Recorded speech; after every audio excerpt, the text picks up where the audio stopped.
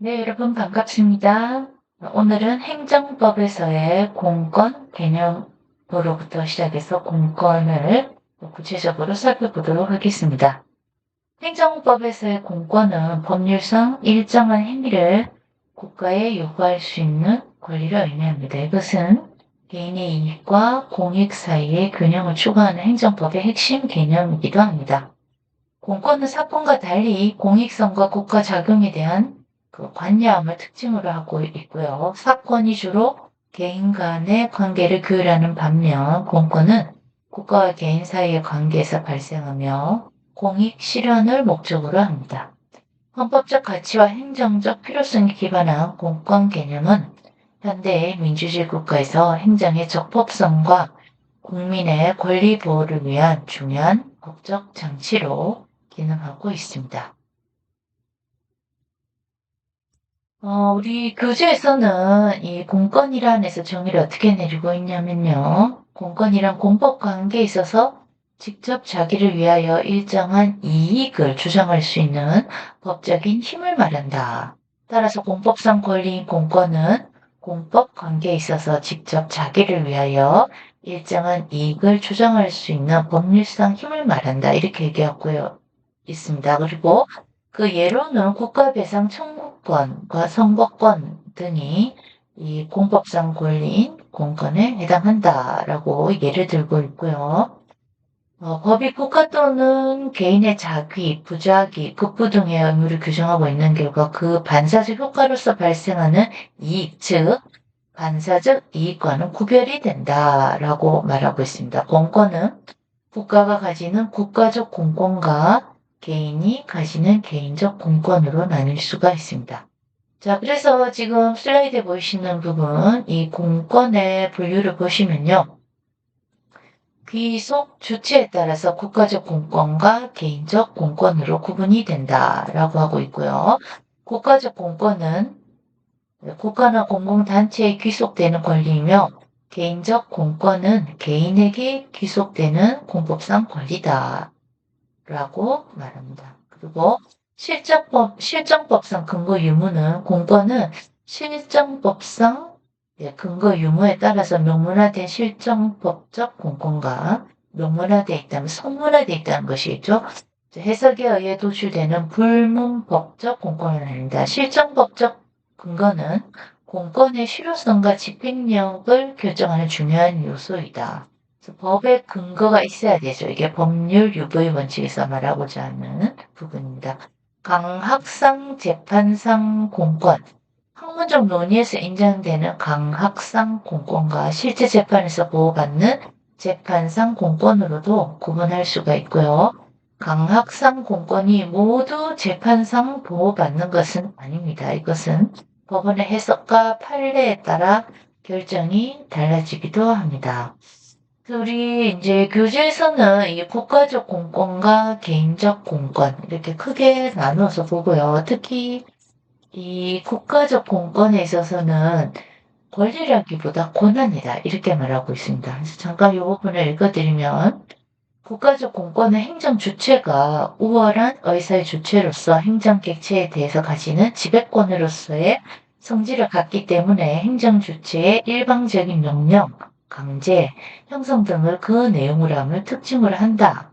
또한 국가적 공권의 행사에는 공정력, 존속력, 강제력, 특수한 효과가 수반되는 것이 보통이다.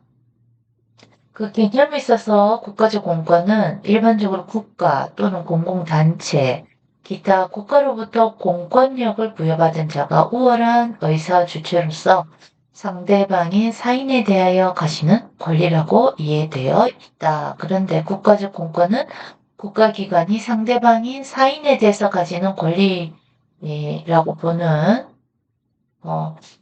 내용보다 국가기관이 상대방에 대해 가지는 활동 범위를 봐야 한다. 그래서 권리라기보다는 이 공권은 권한이다. 이런 표현이 적절하다고 말하고 있습니다. 이런 국가적 공권은 그 권리의 목적에 따라서 경찰권, 과세권, 재정권, 군정권 등으로 나눌 수 있고 또 내용에 따라서 하명권, 강제권, 형성권, 공법상의 물권 이렇게 나뉠 수가 있습니다. 이 세부적인 분류까지는 알 필요가 없지만 권리의 목적에 경찰권, 소방권을 함께 묶어서 보고 있습니다. 이거 조금 상식적으로 알고 계시면 좋을 것 같고요.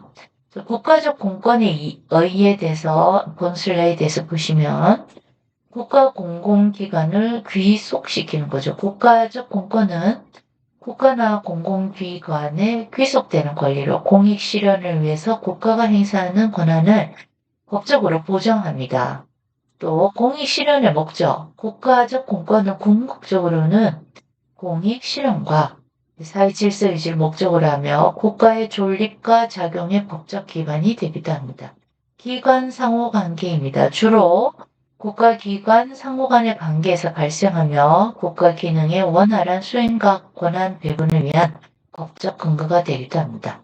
개별적 청구권을 인정하지 않습니다. 국민 개인은 국가적 공권에 대해서 직접적인 청구권을 가지지 못하지만 이것은 국가의 고유 권한으로 인정이 됩니다. 국가적 공권 주요 사례인데 경찰권인데 이 경찰권과 소방권을 같이 묶어서 보시면 되겠습니다.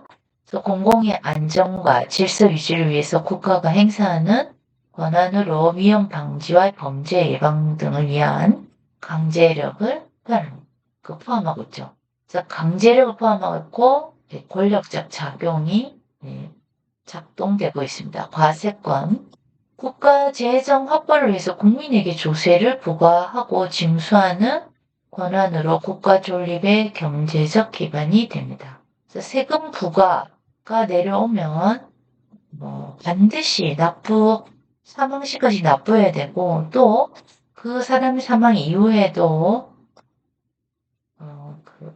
재산을 부여받은 자녀나 또는 배우자가 그 가장에 과세하지 못한 부분까지 모두 과세를 국가에 하도록 되어 있습니다. 그래서 이건 그 가족이 사망 시까지도 계속하는 거죠. 국고작용, 국가가 사인과 동등한 지위에서 행하는 재산관리 활동으로 국유 재산관리와 대학 체결 등이 포함되고요. 통치행위입니다.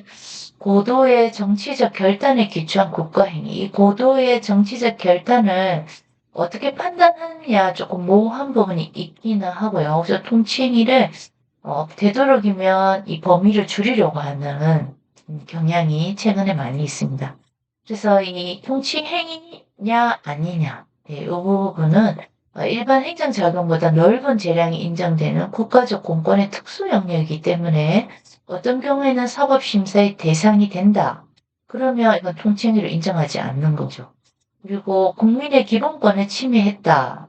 이러면 역시 통치행위는 사법심사의 대상이 돼버리기 때문에 사법심사의 대상이 됨으로 해서 통치행위는 이미 통치행위가 아닌 게 돼버리기도 합니다. 개인적 공권의 의의입니다. 그래서 개인에게 귀속되는 공법상 권리를 말하고요. 개인적 공권은 특정 개인이나 집단에게 귀속되는 공법상 권리로서 국가와 관계에서 개인의 법적 지위를 보장합니다. 이것은 법치국가 원리에 따라서 국민의 권리를 보호하는 핵심 장치이기도 합니다.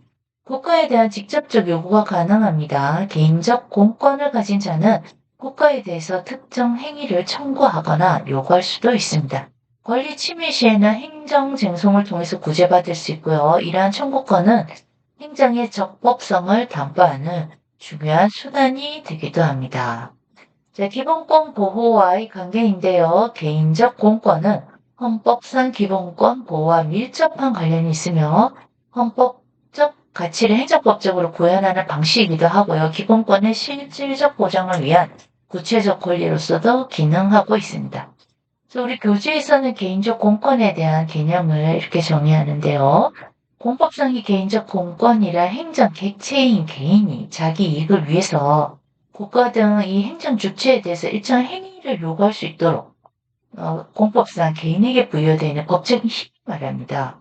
그래서 그 행위는 뭐냐면 자기든 부자기든 급부이든 수인이든 급부 주는 거고 수인 받는 거죠. 이런 거 다 요구할 수 있다는 것이죠.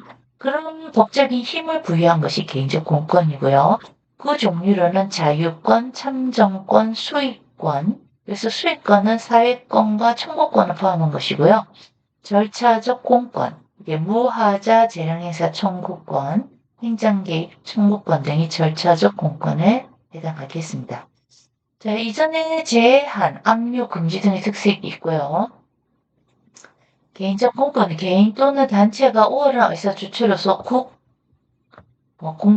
그러니까 국가에 소속된 단체나 공공단체, 이런 것 등에 대한 가진 권리를 말합니다. 그래서 개인적 공권은 그 내용을 표준으로 하고 다시 자유권, 소유권, 참정권으로도 나눌 수 있다라고 되어 있습니다. 네, 그래서 개인적 공권의 유형 앞에서 제가 읽어드린 우리 교재 내용과 중복되고 추가되는 부분도 있습니다. 그래서 청구권 보시면 행정기관의 특정 처분이나 급부를 요구할 수 있는 권리고요. 거부권, 위법한 행정작용을 저지하거나 배제할 수 있는 권리, 형성권, 법률 관계를 형성, 변경, 소멸시킬 수 있는 권리들을 말합니다. 개인적 공권은 그 내용과 효과에 따라 크게 청구권, 거부권, 형성권으로 구분이 된다라고 보고요. 청구권은 행정기관의 특정 처분이나 급부를 요구할 수 있는 가장 적극적인 형태의 공권으로서 여기에는 어떤 예가 있을까요? 건축 허가 신청권이나 사회보장급여 청구권 이런 것들이 대표적인 예가 되어 있습니다. 말 그대로 행정기관에 청구할 수 있는 거죠. 가장 적극적인 어떤 형태의 공권입니다. 거부권은 국가의 위법한 행정작용을 저지하거나 배제할 수 있는 권입니다. 방어권적 성격을 띠며 위법한 행정행위에 대해서 취소 소송의 근거가 됩니다. 형성권은 개인의 의사 표시에 따라서 법률 관계를 형성, 변경, 소멸시킬 수 있는 권리고요. 행정행위의 철회나 취소, 요구권 등이 여기에 해당이 되겠습니다. 네, 공권과 반사적 이익을 보시면요. 공권의 본질은 뭐냐? 공권은 법 규범에 의해서 보호되는 구체적인 법적 권리라고 할 수 있겠습니다. 권리 주체가 국가나 타인에 대해서 일정한 행위를 요구하거나 금지할 수 있는 법적 지위를 갖습니다. 그래서 개인이 공권을 가지는 경우에는 그 권리는 행정소송 등을 통해서 사법적으로 보호받을 수 있고 또 이것은 행정의 적법성과 개인의 권리 보호를 동시에 실현하는 핵심 정치이기도 합니다. 반사적 이익의 특성, 반사 이 어휘 속에 개념이 좀 정리돼 있죠. 나 가만히 있는데 그 이익이 나한테 반사되어 돌아오는 거죠.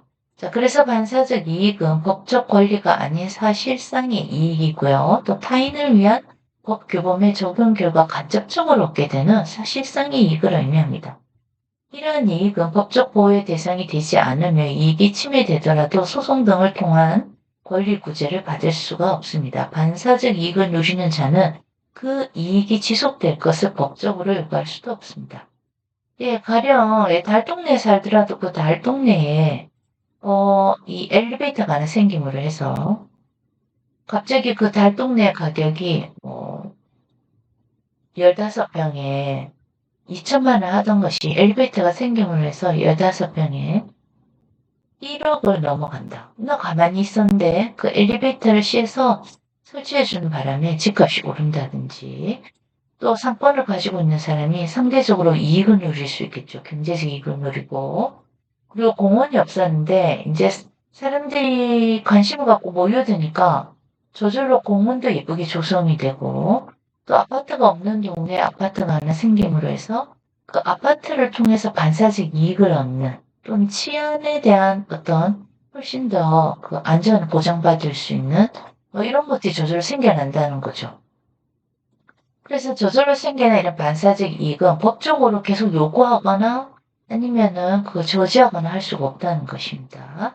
자, 구별의 필요성, 공권과 반사적 이익의 구별은 행정법상 권리 구제 범위와 한계를 설정하는 중요 기준이 됩니다. 그래서 행정소송의 원고 적격이나 행정처분의 효력 범위 등 실무적으로 중요한 쟁점에 영향을 미치기도 합니다. 실정법 해석상 어떤 이익이 단순한 반사적 이익인지 아니면 법적으로 보호받는 공권인지 판단하는 것은 결국 행정법의 핵심적인 과제 중 하나인데요. 네, 요거 조금 모호한 부분도 있죠. 그래서 이번 소송을 통해서 이게 공권이냐 반사적 이익이냐 구별할 필요가 있습니다. 반사적 이익의 사례 또 살펴보시면요. 도로교통법상 인접상해 이익이죠. 도로교통법에 따른 일방통행 지정으로 인해서 인접상가의 고객이 증가하게 되겠죠. 상인들이 얻는 이익은 단순한 반사적 이익에 불과하긴 합니다. 도로교통법의 목적은 교통안전과 원활한 소통이지만 특정 상인의 영업이익 보호가 아니기 때문에 영업이익이 증가하든 또 일시적으로 감소하든 이건 반사적 이익의 사례이기 때문에 법적 보호를 받을 수 있는 건 아니라는 거죠. 특정 시설 주변 시민, 주민의 환경상 이익을 보시면요. 환경오염시설 인허가 과정에서 주변 주민이 갖는 쾌적한 환경에 대한 이익은 전통적으로는 반사적 이익으로 여겨졌지만 최근 8년은 일정 요건 하에서 법적 보호 이익으로 인정하는 경향도 나타나고 있습니다. 행정처분의 간접적 수혜자, 경쟁업체에 대한 영업정지 처분으로 이익을 얻는 다른 업체 이익이나 건축 불허가 처분으로 조망권이 보존되는 인근 주민의 이익은 일반적으로 반사적 이익으로 분류가 됩니다. 공권과 반사적 이익의 구별 기준, 그래서 법령의 문헌이나 체계적 해석을 통해서 보는데요. 해당 법령의 문헌과 체계를 종합적으로 해석해 보아야 하고요. 법률상 보호 이익 인정 여부를 확인합니다. 개인의 이익을 직접 보호하려는 법적 의도가 존재하는지, 그러니까 개인이 그 이익을 누리려는 의도가 있는지 없는지를 판단해야 하고요. 판례상 보호 이익 개념을 적용하는데요. 구체적 사안에 대해서 법원의 해석과 판단이 들어갑니다. 이런 사건에 대해서는 선례에 어떤 것을 남겼는지도 상당히 중요하다고 보고 있습니다.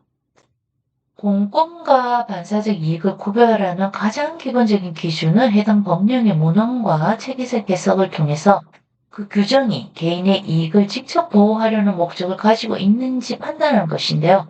자기 개인의 이익을 위해서 이게 어떤 이익을 누리려는 소송을 했다. 그러면 이건 보호를 받을 수 없는 거죠. 그래서 법률 규정이 오로지 공익만을 목적으로 한다면 개인적 공권은 인정되기 어렵다. 개인적 공권이 이 공익을 익힐 수는 없는 것입니다. 법률상 보호이익의 인정 여부는 해당 법령의 입법 목적이나 규율 대상, 보호하려는 이익의 성격 이런 것들 종합적으로 고려해서 판단해야 합니다. 최근 판례는 환경권이나 경쟁상 이익과 같이 전통적으로 반사적 이익으로 취급되는 영역에서도 일정 요건 하에서 법률상 보호 이익을 인정하는 경향을 보이고도 있습니다. 자, 소송 가능성, 구별의 실익의 소송 가능성이 있는데요. 이게 공권, 행정소송의 제기가 가능한데 반사적 이익, 원칙적으로는 소송이 불가하다. 그래서 소송해야 될 경우에는 이게 개인적 이익이어서는 안 된다는 거죠. 오로지 공익의 목적으로 하는 공익을 위한 목적에 더 부합하면 반사적 이익을 누린 개인의 목적은 무시당할 수 있습니다. 원고 적격 판단, 공권 침해가 되었느냐, 법률상 이익을 인정하느냐 안 하느냐, 반사적 이익, 원고 적격을 부정한다. 그리고 행정소송에서 원고는 결국은 국가가 될 수 있습니다. 그래서 원고 적격 부정은 이 반사적 이익이 개인을 위한 것일 때는 적합하지 않다는 것이죠. 피고 적격 결정, 처분장 또는 행정 주체를 특정하느냐 또는 권리 구제 대상이 명확하냐 이거 보는 거죠. 보상 및 구제, 그래서 공권, 국가 배상이 가능하고요. 반사적 이익은 보상 청구권이 없습니다. 그래서 가만히 있는데 얻었던 이익이 사라졌다. 그렇다고 청구권을 제시할 수 없는 것이죠. 구제받을 수는 없다. 그러나 공권으로 인한 침해였다면 이거 보상받을 수가 있는 것입니다. 공권 성립 요건, 법률상 보호 이익 보시면요. 개인 보호를 목적으로 하느냐 이 내용에 해당 법규가 단순히 공익이 아닌 개인의 이익도 보호하는 목적을 가지고 있어야 개인의 이익을 보호할 수 있는 거죠. 이것은 법령의 입법 취지와 목적을 통해서 판단해야 합니다. 판례 기준에 보시면 대법원은 당해 법규가 불특정 다수인의 일반적 이익이 아닌 직접적이고 구체적인 이익을 보호하는 경우에는 법률상 보호이익을 인정한다 보고 있고요. 개발제한구역의 사례에서는 개발제한구역 지정처분 취소 소송에서 법원은 거주 주민의 재산권 제한에 대해서 법률상 보호이익을 인정했다라는 사례도 있습니다. 법률상 보호 이익은 개인적 공권의 가장 기본적인 성립 요건이 됩니다. 해당 법규가 단순히 공익을 위한 것이 아니라 개인의 이익도 보호하는 목적을 가지고 있으니 이거 조금 드문 일이긴 하죠. 이것은 법령의 입법 취지와 목적이 맞아야 되고 규정의 내용과 형식도 종합적으로 고려해서 판단해야 합니다. 공권 성립 요건 두 번째, 자기 관련성인데요. 직접적 연관성을 보는 겁니다. 그래서 행정처분과 자신의 이해관계가 직접적으로 관련되어 있어야 하고 개별적 특정성도 가지고 있는데 일반적 이익이 아니라 개별적이고 구체적인 이해관계가 필요하고요. 법적인 연결고리가 있느냐, 처분과 개인 사이에 어떤 법적 관련성이 존재해야만 하고요. 그 사례 내용의 건축 허가가 있는데 이웃 건축 허가에 대해서 채광, 조망권 등 침해를 주장할 경우에 자기 관련성을 검토해야 합니다. 그래서 공권이 성립하기 위해서는 행정 처분과 권리 주체 사이에 직접적인 자기 관련성이 있어야 합니다. 이것은 행정 작용을 해서 자신의 법적 지위나 이익이 직접 영향을 받는 경우를 의미합니다. 단순히 일반 국민의 일원으로서 가지는 이 추상적 이해관계는 자기 관련성을 충족하지는 못하겠습니다. 건축허가 사례에서 볼 수 있듯이 인접 주민의 경우에 단순한 생활상 불편함이 아니라 법적으로 보호받는 이익, 예를 들어 일조권의 침해를 당했을 경우 자기 관련성이 인정이 됩니다. 이것은 소송의 남용을 방지하고 진정한 이해관계인의 권리를 보호하기 위한 중요한 요건이 되겠습니다. 자, 그래서 공권 성립요건 세 번째 구체적 권리성을 보는데요. 1단계에서는 추상성을 배제합니다. 그래서 추상적이고 일반적인 이익이 아닌 구체적 권리, 2단계 직접 연관이 돼야 한다. 그래서 개인의 사적 이익과 직접 연결이 돼야 되고요. 3단계 법적 보장, 법 규범에 의해서 보장된 이익이어야만 한다는 것이죠. 그 내용을 하나씩 보시면 구체적 권리성은 개인적 공권이 성립하기 위한 핵심적 요건이 되겠습니다. 이것은 단순한 추상적 일반적 이익이 아닌 구체적이고 개별화된 권리여야 되고요. 법 규범이 특정 개인이나 집단에게 이 구체적인 어떤 법적 지위나 이익을 부여하고 있어야만 합니다. 헌법재판소는 여러 결정에서 법률에 의해 보호되는 구체적 권리와 단순한 반사적 이익 또는 사실상 이익을 구별하고 있고요. 전자에 대해서만 권리 부재할 가능성을 인정하고 있습니다. 이 전자에 대해서는 그 법률에서 보호된 구체적 권리를 말하겠죠. 예를 들어 환경 영향 평가 대상 지역 주민의 환경상 이익은 단순한 사실상 이익이 아닌 구체적 권리로서 점차 인정받는 추세입니다. 구체적 권리성은 해당 법규의 목적, 보호 법익, 유효 내용, 관련 법체계 등을 종합적으로 고려해서 판단하며 행정법의 변화와 함께 그 범위가 점차 확대되고 있습니다. 예, 끝으로 주요 쟁점 판례 속에 보시면요. 판례에 보면 울진 원전 사건 첫 줄에 보이시죠? 이 쟁점이 뭐냐면 환경상 이익의 법적 보호 가치가 있느냐. 그래서 이 판단 내용에 보시면 원전 인근 주민의 환경권을 법률상 보호 이익으로 인정하고 있죠. 두 번째 택지개발사업 판결인데요. 쟁점이 개발사업 주변의 주민 이익이었습니다. 그래서 판단 내용은 일정 거리 내의 주민들의 환경상 이익을 단순 반사적 이익이 아닌 법적 보호 이익으로 인정한다는 것이죠. 세 번째 판례 자동차 운송사업 면허 취소인데요. 쟁점은 경쟁업체 이익입니다. 어떻게 판단했느냐? 단순한 경쟁상 이익은 원칙적으로는 반사적 이익으로 판단하지만 또 일단 재판 과정에서 보아야겠지만 예외적으로는 인정이 가능하다 볼 수 있고요. 네 번째 판례 고속도로 통로 소송인데요. 이 쟁점은 이용자의 법적 지위였습니다. 그래서 판단 내용에 통행료 부과 처분에 대해서 이용자의 법률상 이익을 인정한다. 좀 더 구체적으로 아마 들어가 봐야 되는데 좀 두루뭉술하게 이 표에서는 설명하고 있긴 합니다. 어쨌든 행정법상 공권과 반사적 이익에 관한 주요 판례들은 점차 개인의 법률상 보호 이익을 확대하는 경향을 보이고 있고요. 특히 환경권 분야에 있어서는 울진 원전 사건은 원전시설 주변 주민들의 건강과 또 환경상 이익을 이건 단순한 반사적 이익이 아닌 법률상 보호 이익으로 인정해야 한다는 중요한 판례의 예시가 되기도 합니다.